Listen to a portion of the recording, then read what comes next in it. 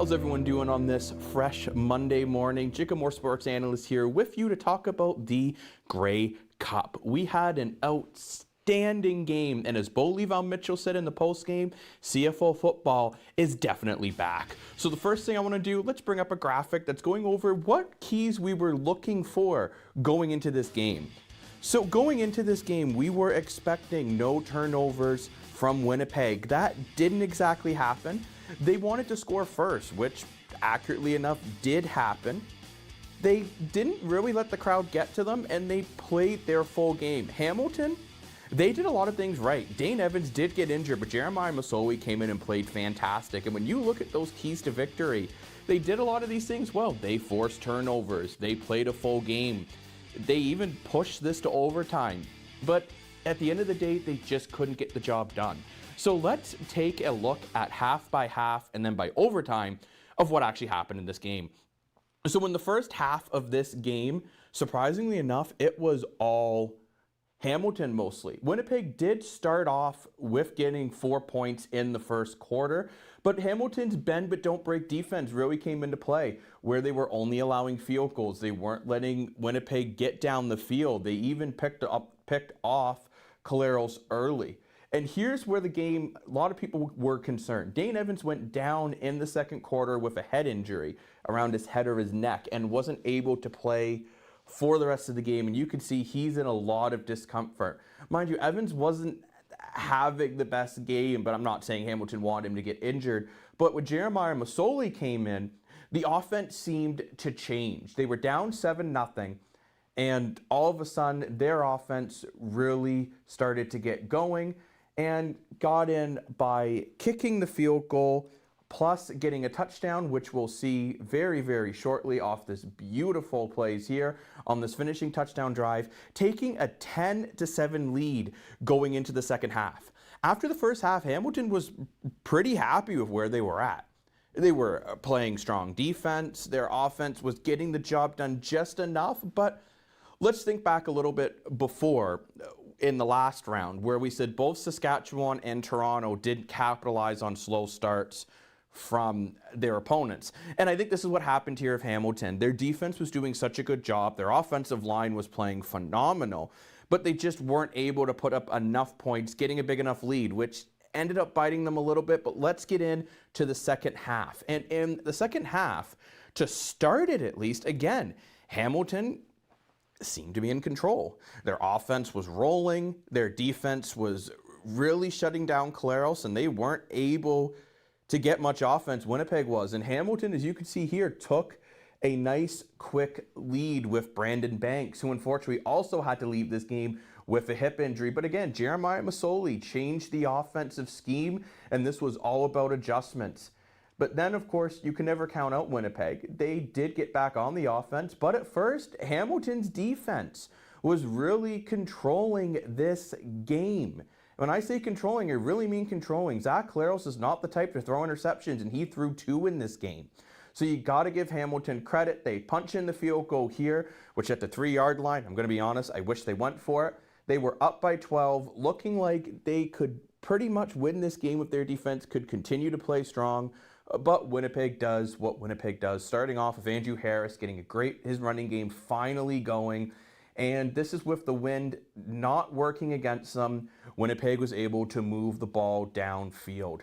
With Winnipeg being able to move the ball downfield so efficiently and so quickly, that 12-point lead didn't last. Winnipeg was able to push down the field, and Hamilton, now you're looking at plays and you're looking at mistakes that they made earlier and in the first half, maybe a couple safeties that they let in, or them not putting in that touchdown at the 3-yard line, taking another field goal, really, really bit them. So what we got was some overtime. Now, the way overtime works in the CFL, it's these mini games, right? So each team has a chance to get a touchdown. They have to go for the 2-point convert. So Winnipeg went first as Hamilton's defense wanted to be able to set the tone. So if they could hold Winnipeg to a field goal here, a touchdown could win it. So we have some highlights of the overtime.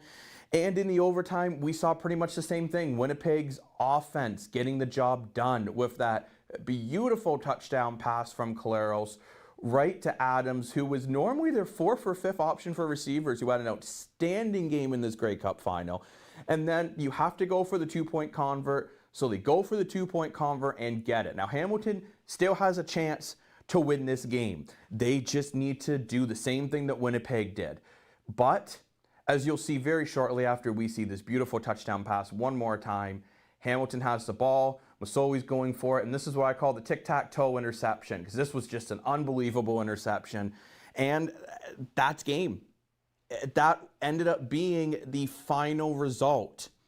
And people might be saying, how did Hamilton have this big lead and blow it? And there's one very specific play I want to go back to, and I've seen there's been a lot of controversy about this. We have a clip of a knee, and people might say, it's a knee. It's kind of a boring play. But it's going to come up on your screen here, and it was a play that really cost them. So it's on the kickoff right now.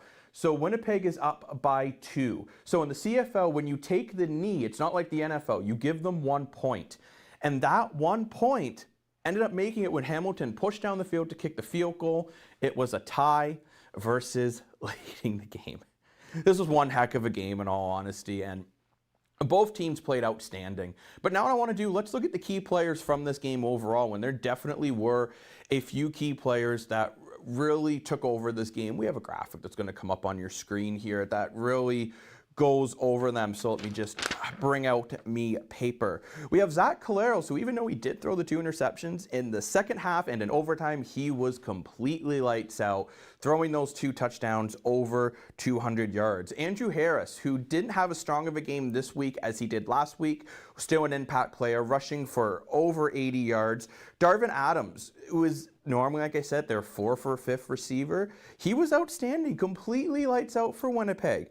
And last but not least, Nick Dempsey, who was the outstanding Canadian in the Grey Cup final, while Zach Calero was the outstanding player. Hamilton, though, they also had some pretty strong players. Jeremiah Masoli, who came in for the injured Dane Evans, played outstanding and really pushed the ball forward, and that interception for him must have been heartbreaking. Don Jackson, who was injured for most of the season, was an impact running back, and I wonder if maybe if they used the running game a bit more, if this score may have been a little different. Dunbar, who really had to take the bulk of the receptions, especially when Brandon Banks got injured. And last but not least, big shout out to the entire offensive line from the Hamilton Tiger Cats, as they really did play outstanding, giving them a chance to win and making Jeffco and Jefferson obsolete, with them not even getting a sack between the two of them, which is very, very strange. But congratulations to the Winnipeg Blue Bombers on winning the 108th Grey Cup. For the Hamilton Tiger Cats, this was a tough loss. You could see from the coach, he was upset in the post-game interviews, but we'll have way more on that on Friday's edition of 705 Sports. Thank you so much for watching, and until next time, see you in the next one.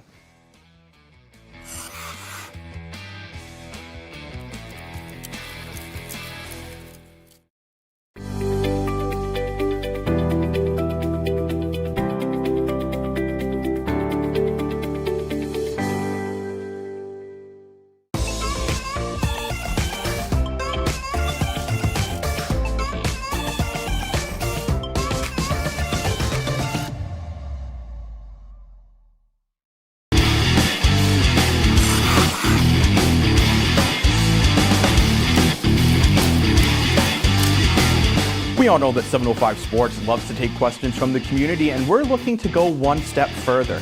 Send in your video question and it will be used on the show. Dan and I will break down your question and answer it the best to our ability, so you can really feel you're a part of the 705 Sports community. 705 Sports airs every Friday at noon on TV and Sioux Online's Facebook page, plus our video on demand service at SiouxOnline.com.